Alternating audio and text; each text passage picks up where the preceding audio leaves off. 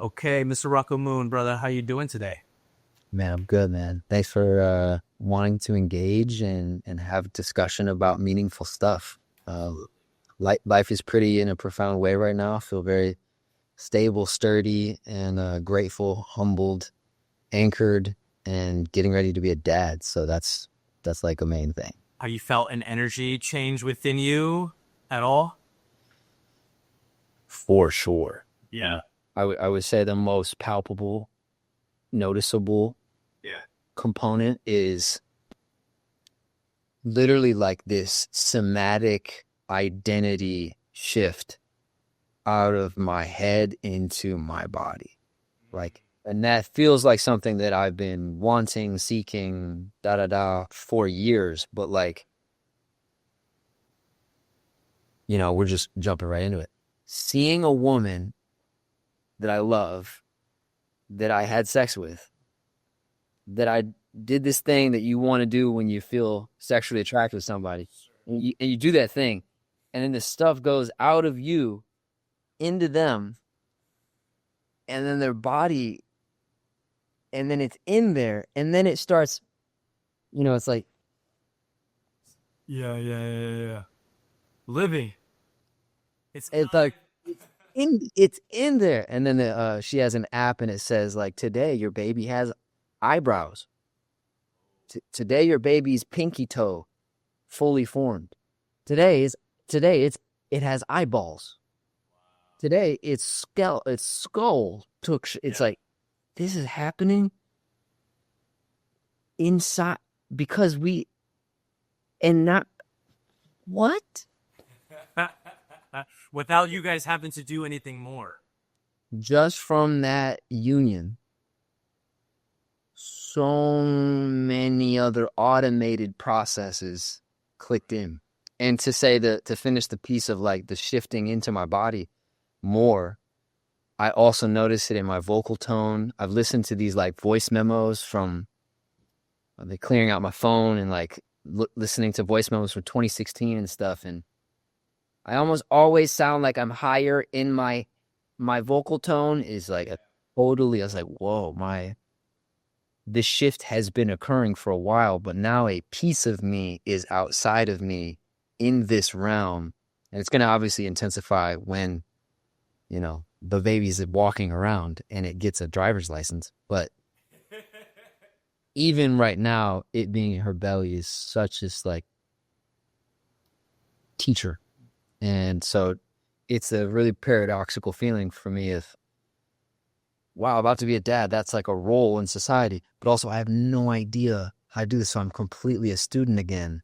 And like when, and like reminded of like, I have so little understanding of so much of this. And yet it seems to be okay that I don't know.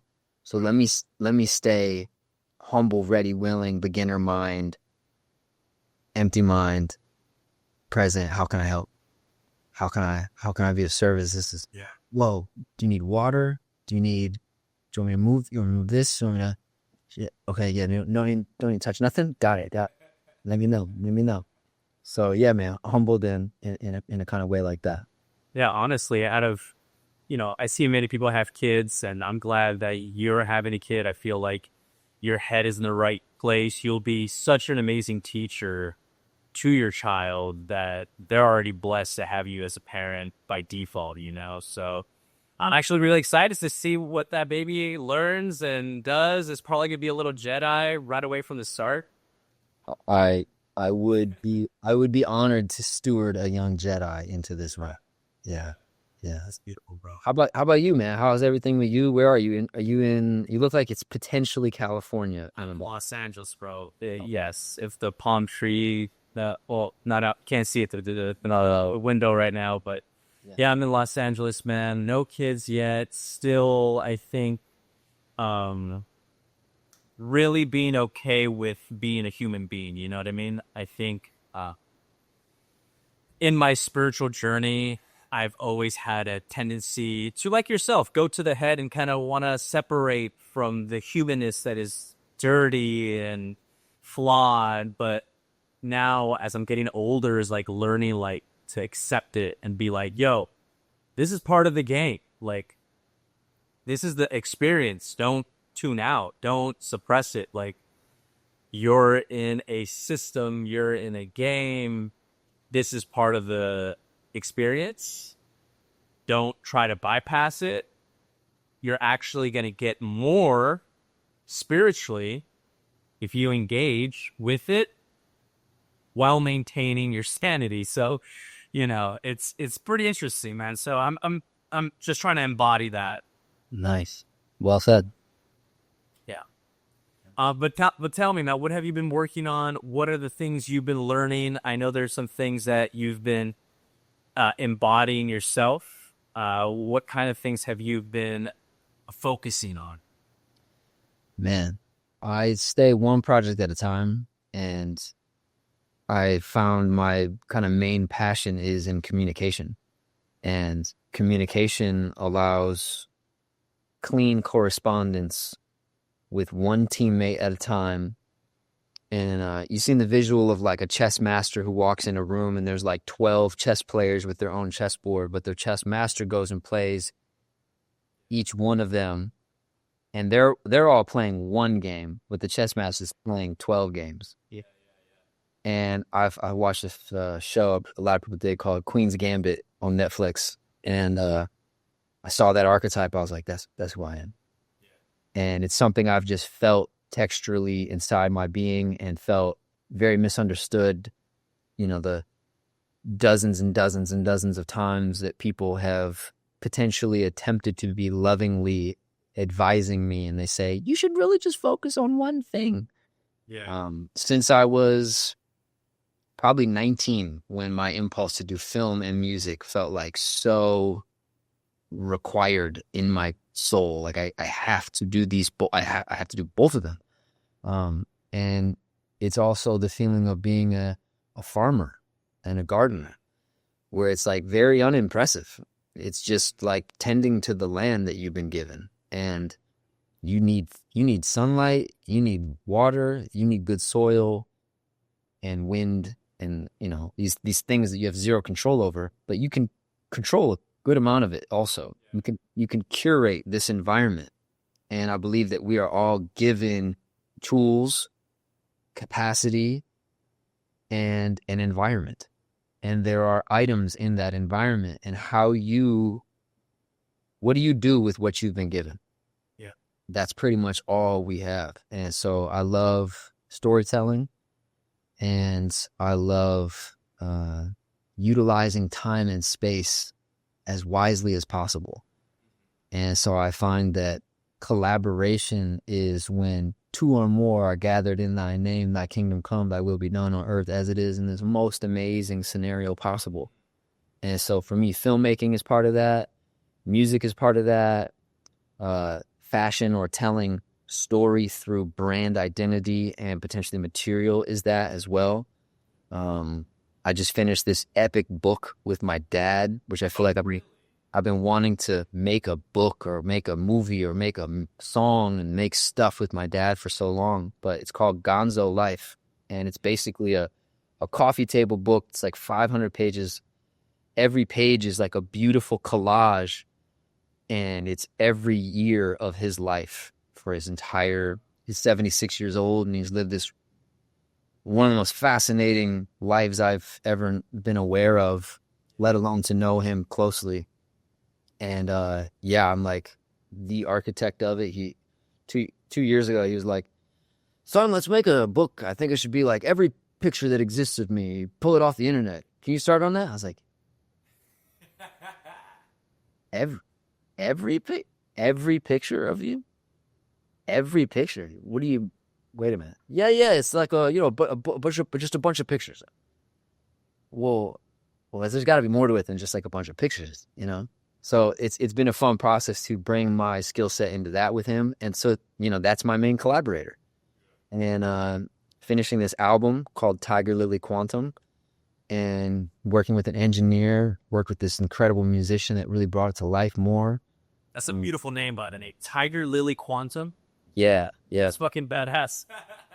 Thank you. Like just the coolest names and just put it together. Not at all. It was totally shown to me. What does that mean then? Yeah, it was given to me like someone put a message in a bottle, and then 50 years later, I'm on the beach, and then it hit my leg, so I grabbed it and I was like, what is this? But in 2020, I started noticing I had like 2 or 3 songs I had made that felt this very specific way. And they're synthesizers, a certain growling, they call it like a saw synth, where it's a synthesizer that has a certain kind of rumble, growl texture to it. And then really good drums and beats, sometimes less drums than others. And felt like it was kind of a romantic story. Then this lady showed up in my life who ends up becoming my wife and the mother of my child. And I asked her to marry me with Mount Fuji in the background in Japan last year. And I think it was like April to June area of 2020 where those songs were clear. And she came in my life July of 2020. We got like official in like September of 2020. And I noticed now I had like 5 or so of those songs. And I was like, man, what are these songs? And I swear it was like this word that was just like, that's Tiger Lily Quantum. And I think I asked the question just like you. It was like, what does that mean? What does that even mean? And so I kind of just started trying to reverse engineer, like, what does that even mean? And yeah, so it kind of feels like that masculine tiger, which is the ferocious. And for me in particular, is this like a Japanese, oh yeah, I also ended up getting it as a tattoo. Oh, no way. Oh, Um, very cool. Did you get that in Japan? no, it would be cool to say. That would be a better story. Actually, the dude came over. We did it like right here All right. on his table. I got that tattoo in Japan though. Okay. All right. Is that Fuji? Yeah, and then I got that guy in Japan. All right. He's from a Studio Ghibli, Spirited Away, anime. Yep. But it's basically yeah. So you got the tiger, which is kind of for me like a Japanese wise. Not that they're in even Japan really.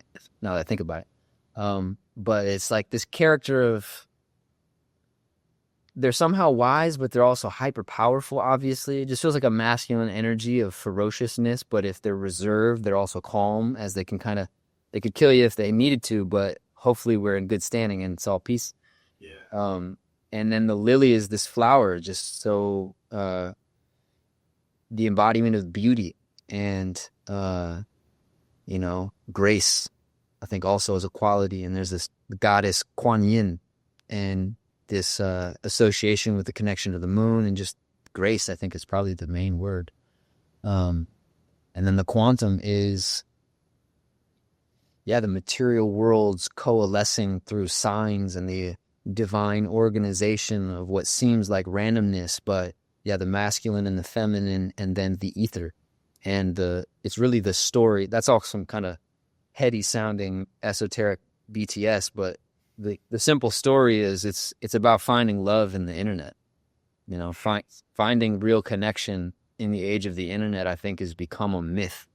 Has become like a modern folklore that we're all simultaneously navigating and negotiating our relationship with the internet, because it has significantly distorted our sense of society and reality, and I think of our own selves. Yeah. So, yeah, to kind of like close the description at least. So, Tiger Lily Quantum is really about the experience of finding true connection and love, authentic relationship in this wild world of the age of the internet. I love that part. Could I ask you a little bit of a deeper question on this, and on like how do you yourself, like, obviously there's a bunch of crazy shit going on. I live in Los Angeles, so Yeah. people always consistently try to inflict a perception onto me, where I try to have a good boundary and have. I know there's a crazy world and there always will be a crazy world, but I try to keep myself centered in the truest reality, which is everything that'll be here when everything's gone, if that makes any sense. Yeah, beyond the temporal, temporary. Yeah, exactly. How do you navigate that for yourself. Because the internet is, again, like probably the biggest, the final boss, so to speak, to this craziness. You know, Great question. Great segue. By the way, I'll send you a link. I'd love for you to listen to Tiger Lily Quantum, and like we'd love to discuss it with you. Actually, hell yeah. you ask a question that's so real and raw and happening and like real time. I just finished a phone call with someone that I love so deeply. I respect them in such a high level, and the kind of ICE protests of in LA recently. I'm sure you've seen some of that, and I have some friends who are closer to downtown, and like all these helicopters and like shutting down the highway, and um, basically, I do my best to walk in a good way with all people and this earth, Mother Earth, Mama Gaia, and I've been a incredible I've benefited incredibly from wisdom lineages, from far more lineages that I am a genetic inheritance of, but I found medicine, I found wisdom from these different places. And this person knows that about me and said something to the respect when I said, yo, that's a wild thing about America, is that you can protest America and say America sucks while being in America, while not wanting to go to where you're from, while you wave a flag about this other place. And the person basically was like, yo, I thought you were a smarter white person than that. I was like, wow, what do you mean?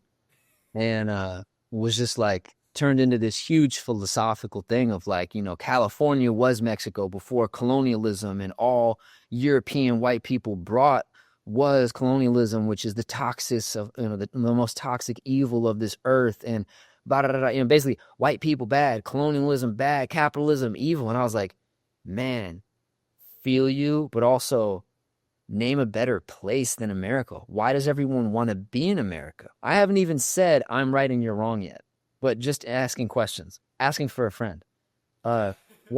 Why is it that America is such a coveted place to be? What about its philosophy? Let's just acknowledge, I don't know of a story of a place, of a country that was set up in a perfect way. From what I know, every country, every people have a trauma, have a story of some kind of horrendous awfulness that was overcome to just be alive and be here now. And there are indigenous communities and certain lineages of people that have had it way worse. And that's in historical context, and it's obvious. And so now we're all here in America. And it seems like it's got a couple things right. Now, there's some people who think it's only the best, and they don't even acknowledge the shadow and the trauma. That kind of sounds weird sometimes. It sounds a little like you're in a cult, and you might wear a certain red colored hat and tell everybody else to fuck off. And okay, that's not true. That's a little off. That's off. Okay, America's bad. It's all evil. All white people bad. Wow. Okay, that's a little off too. And this dear friend, this loved one, was like, man, you need to either stand with us or like maybe don't even talk about it. I was like, whoa. Maybe this topic just showed up just to show us where our immaturity is in navigating dissonance, in navigating difficult tension, discomfort. How we navigate discomfort, I feel like, says a lot about where we are in our emotional development. And I don't think our emotional development has diddly squat to do with your skin color. Right.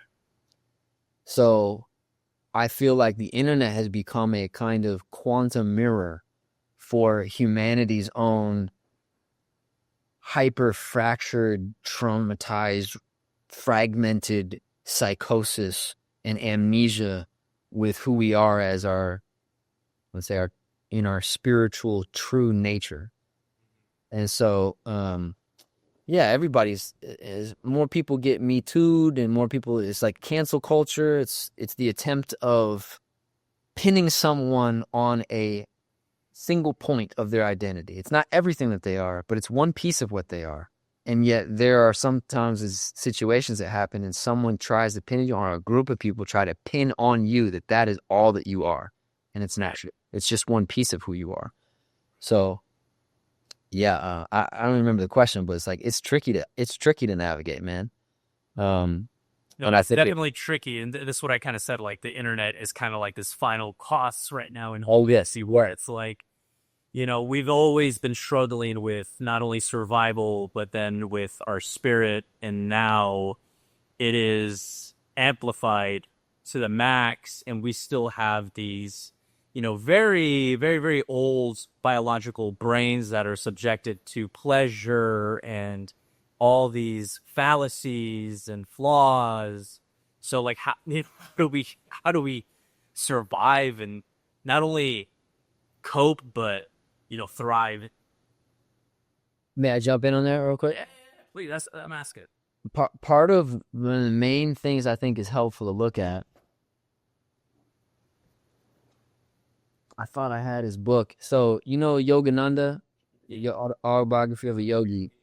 His teacher's teacher. No, it is his teacher. So his teacher, Sri Yukteswar, and I think his teacher's teacher is Lahiri Mahashai. I sometimes get them twisted. And then Babaji is both of their teachers. Sri Yukteswar has this book, and it talks about something that I actually learned about from a dude named Rudolf Steiner. And then Manly Palmer Hall talked about it, but also Drunvalo Melchizedek wrote this incredible book called The Secret Teachings of the Ancient. It's about the flower of life. I forgot what the exact how you word it, but it's this beautiful purple. It's got the flower of life pattern on it. There's 2 parts of it, I think. And this idea of the age of Aquarius that gets mentioned a lot, but like, how does that show up in the tapestry of the different ideas and the different realities? Well, there's really, you'd love for there to only be one reality, but there are multiple realities kind of fighting for position.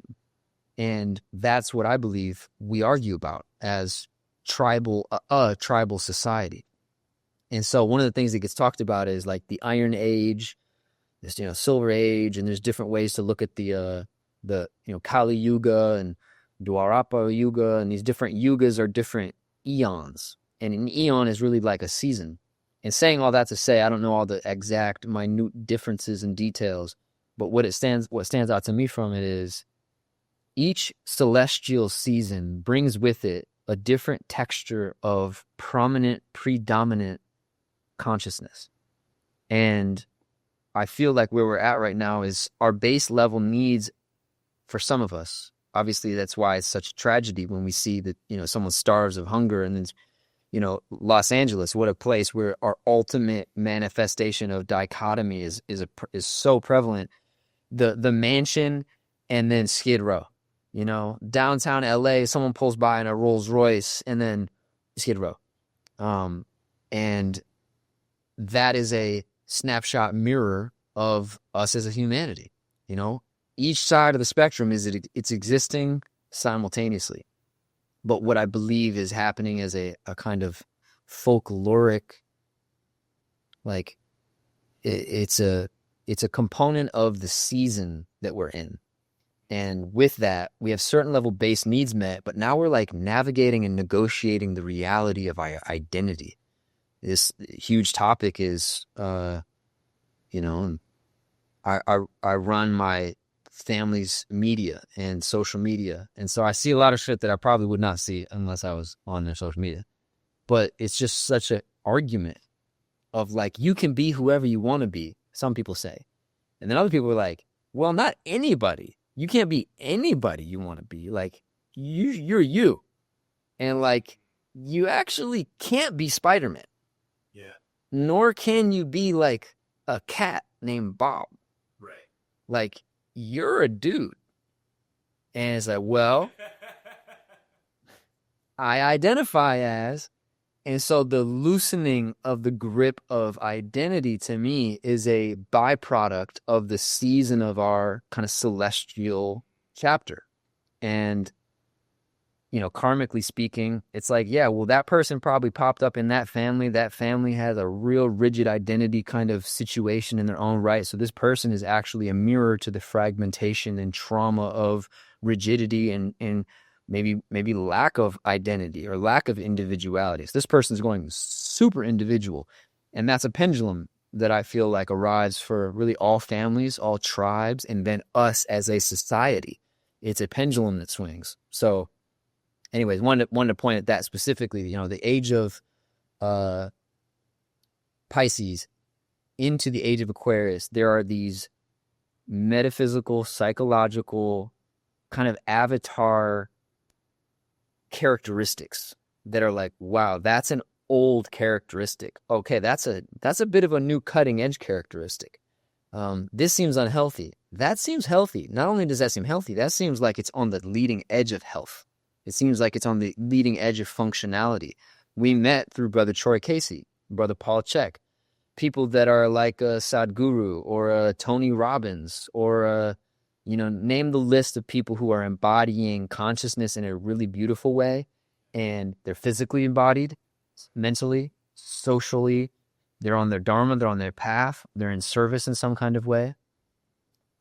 Those, I would say, are like indicative of the evolution of humanity. There are avatars that are showing up that are, it's not like they're serving everybody at the same time with a universal cure-all.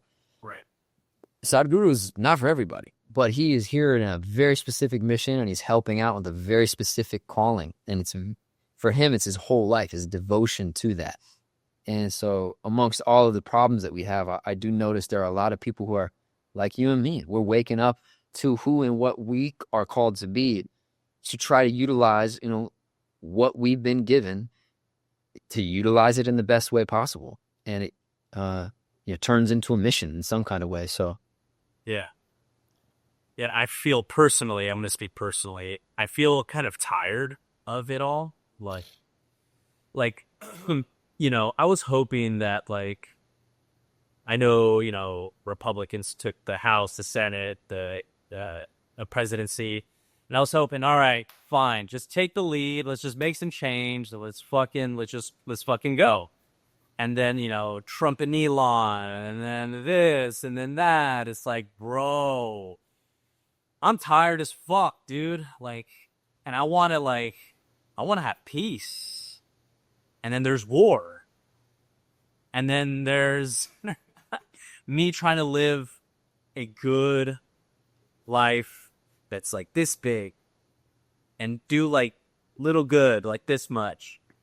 And then there's just this massive pile from the top of bad shit that almost makes my goodness insignificant. And it's like, wow, what the fuck, I had these weeds in my driveway. And, I'm doing the soap with salt. I'm like, I'm not going to spray the glyphosate on it, I'm going to make sure I kill these weeds in a nice, healthy, health conscious way. And then, I'm spraying, and then I look at my phone and I just see Monsanto with these airplanes of glyphosate and just, and I feel like that's just the perfect metaphor of how maybe a normal person who has some level of consciousness and that is trying trying their best to do the little things, and these over powerful or whatever, I don't even know how to describe them, are completely just doing 10 times the work backwards. You know what I mean? And it gets me tired of it. What do you feel about that? I'm sure you probably feel some way. Oh yeah. Great description, by the way, and great metaphor. I mean, that must have been a funny moment with inside yourself of I'm going to take care of these plants, but I'm going to do it consciously. And I'm going to, it was like, oh, jeez. And I feel like it's the story of David and Goliath. I feel like, although there are some really, unpleasant components of modern Christianity archetypes, especially when it gets into Bible thumping, man, the Bible is filled with incredible stories of how consciousness arrives at moments of intense intersection and choice, and the spiritual consequences that come from certain choice, which is the story of karma, which is in Bhagavad Gita, which is in, any good story about, that has a spiritual teaching on the other side of it, or within it rather. So,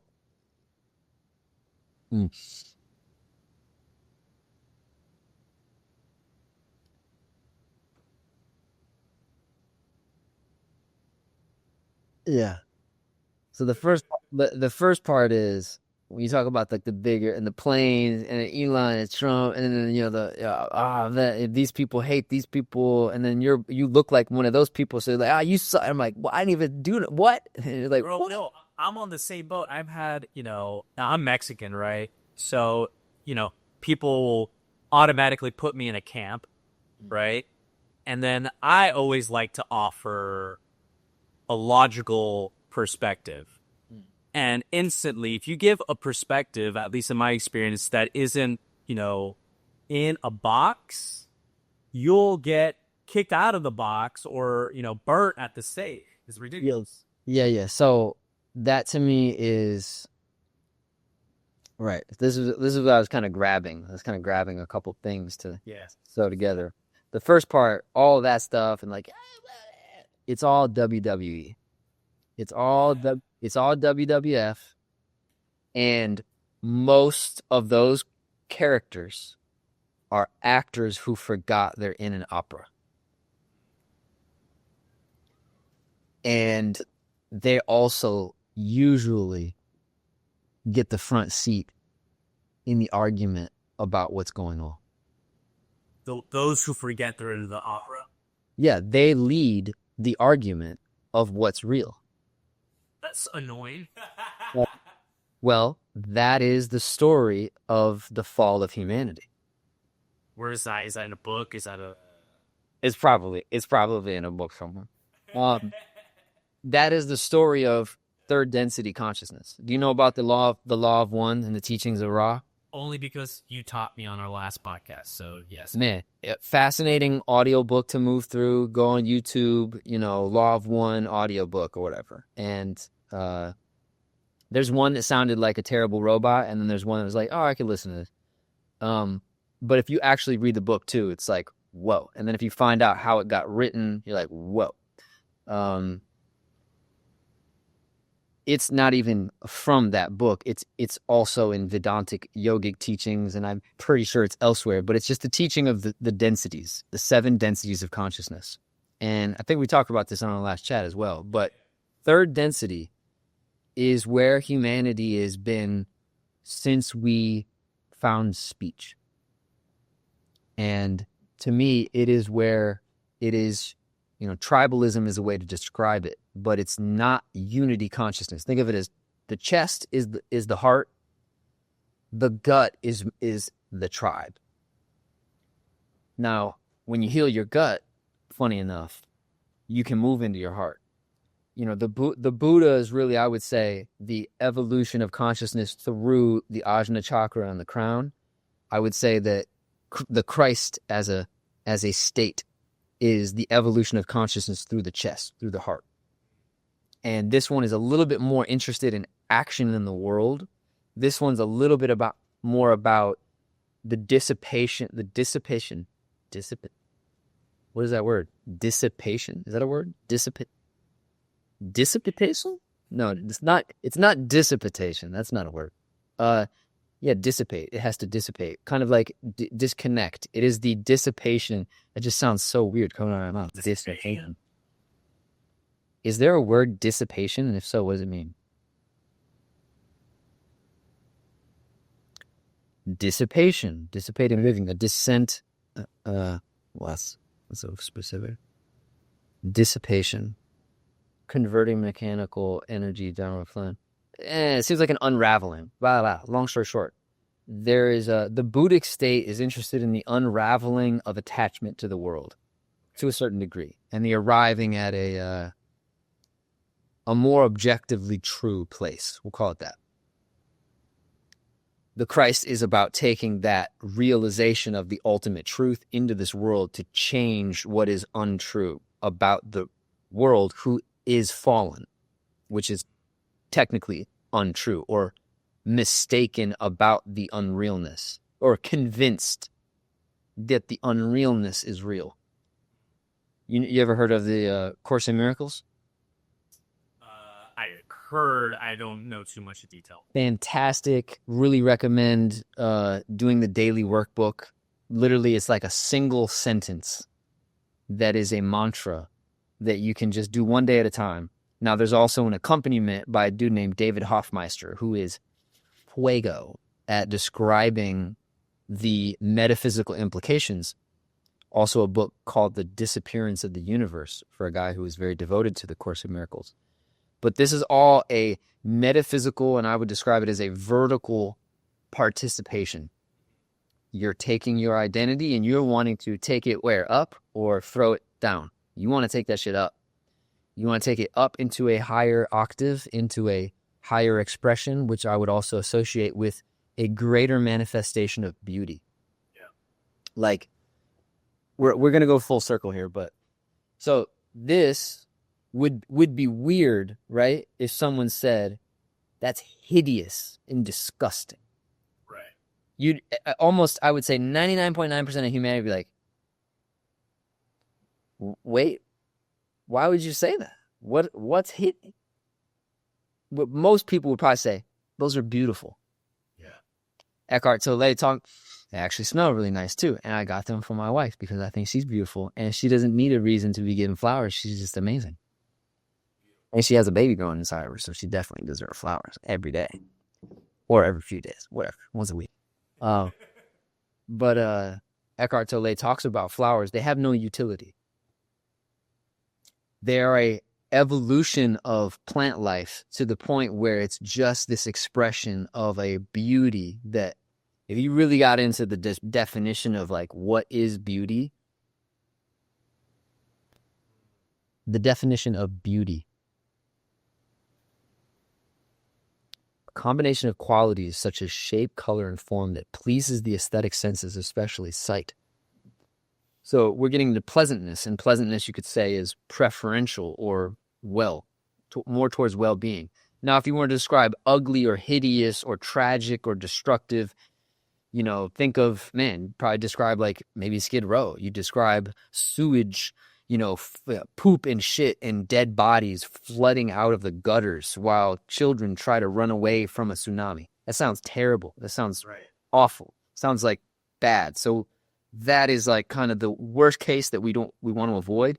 And this is the best stuff that we want to curate. Third density consciousness is basically the bottom of it is total hive mind, very little sense of individual will. And they're grouped together as though they're not real people. And this is a term that's come up on the internet a little bit in spiritual communities, is they're NPCs. It's not even a spiritual community thing now. It's everywhere. But the idea of being an NPC is an indication that we're in a virtual reality simulation, like a video game. And there are certain characters who are almost like, they're not even real people. They're like operating on a program. And that's also what the story of the Matrix is about, is that there are a lot of souls who are lost. The yogic description of that is the story of samsara. There is a group of us who don't remember that they forgot. They only know the fake world. Right. And then there are those who have realized the fake world is fake. The simplest way to break that down is the 4 stages of knowingness. I think we talked about this before too. The deepest forgetfulness is unknowingness. So you don't know that you don't know. Then you know you don't know, or at least you didn't know. So that's knowing unknowingness. Then there's knowingness. Now you know. And then there's eventually unknowing knowingness. So now you forget that you even know. And it's kind of like a habit. It's like, you just kind of pick your nose and you live your life, and you pick your nose, you live your life. And then somebody's like, hey man, you realize you keep picking your nose? Whoa, really? Then you're living your life, you're living your life. Now you know that you know. Oh my God, I caught it. And then you're living your life and it's a year later and then your homie's like, man, remember when you used to pick your nose? You're like, huh, I don't anymore? No, I haven't seen you do it all day. Well, that's pretty good. Yeah. Wow, great. So that's the story of humanity moving from the bottom of third density tribal consciousness where we're just responding to archetypes. It's not really individuated personality or opinion or belief or specified philosophy. Each of the chakras or the nadi points, which are like crystals glowing in plasma vortexes with blood and earth and wind and fire and water circulating the vortex around the spinal column. And it's also in the ether, so it's a non-physical and it's a physical emanation. And each of those are calcified or they're like hardened and they're dirty. It's like, one would be like looking through just like a pure glass. One would be like looking through a glass that makes things better. And then one's like looking through, it's like, I can barely see you. It's like, how's the camera? It seems like there's something in the way. Yeah. I was like, oh yeah, now I can see you. So what is the real transition from the pit of third density to the above, which by the way, second density is animal life and plant life. So third density is all of humanity. The bottom is you don't even know you don't know, bro. And much love, but man, ugh. And they're usually in those lower densities of emotional states. Pain, fear, grief, all the stuff you've seen on that spiral of emotional stuff. And then the upper is hyper individualistic, but probably usually like kind of come across like they're, well, you mentioned the term self-centered. The next graduation is where you become in that heart as a function and your sense of identity is collective consciousness in a way that is not tribal, but again, now you return to the tribe with a sense of unity, not that you're separate from them and us and me and you. That's we. So now my animal instincts have graduated into a new sense of holistic identity. And anyone who's ever expressed a testimony for spiritual awakening has these very clear characteristics and indicators. And my experience of, and I'm sure you too, you watch people who have had an awakening, they more and more get less tribally unconscious and they become more and more passionately and devoted out of lovingness to better humanity. They utilize their individuality almost selfishly, but it is selfless in the way that it is directed towards the improvement of things.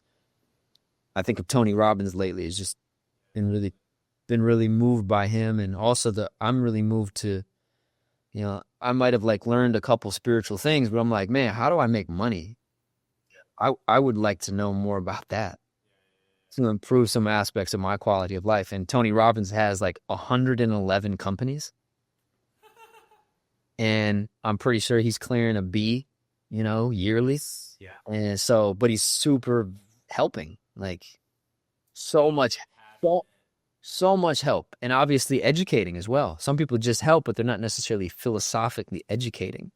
And he's in just like a real unique, tiny percentage of human history of like, wow, what a cool impact, but and inspiring for me personally. But yeah, anyways, that story, man, of like the worst of the worst, the sickest of the sickest, it's sad, but it's also part of our collective scenario.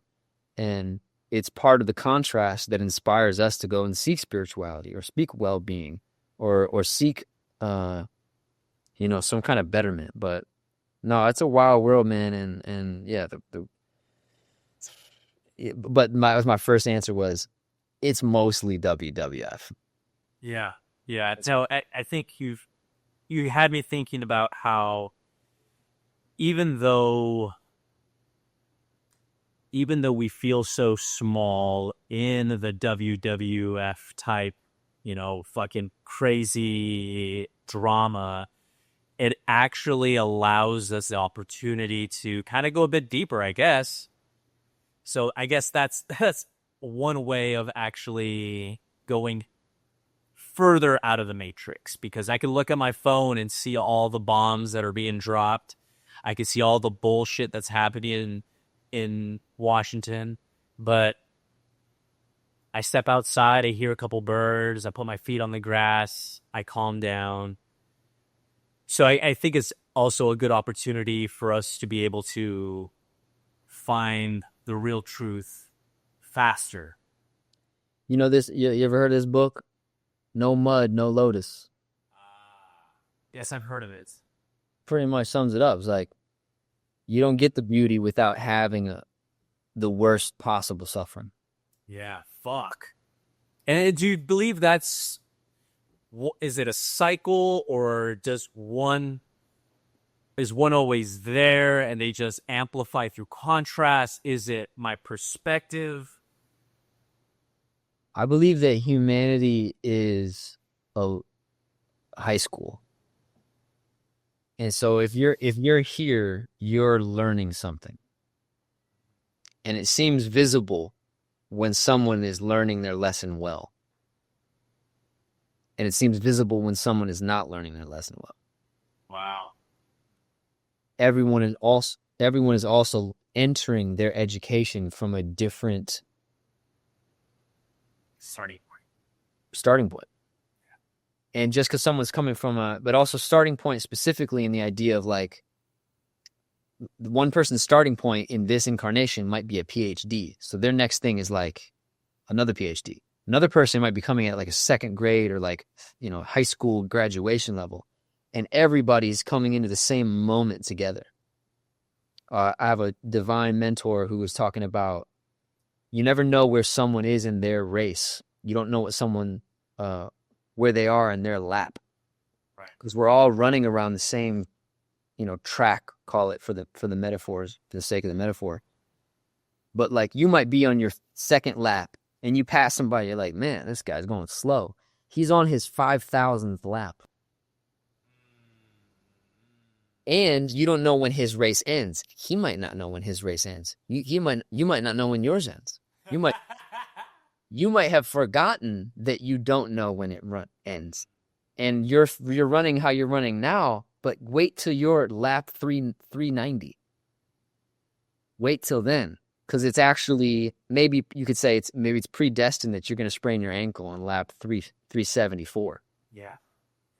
So at 390, you have an emotional breakdown start happening.